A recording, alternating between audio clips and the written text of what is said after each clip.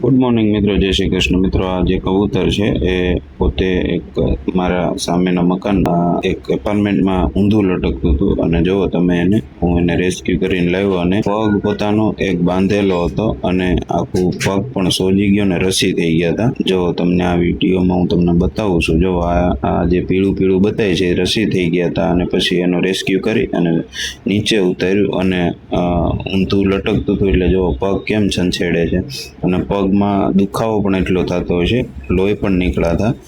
મિત્રો, તમે પણ આજુબાજુમાં જો આવા મૂંગા જીવ કે રખડતા કે રજળતા હોય તો એને ખાસ તમે રેસ્ક્યુ કરી અને આજુબાજુના જે ચિકિત્સાલય અથવા તો આવા પ્રાણી ત્યાં જરૂર એને મૂકી આવો, જેથી કરી એને સારવાર થાય અને એનો જીવ બચે બિચારાનો।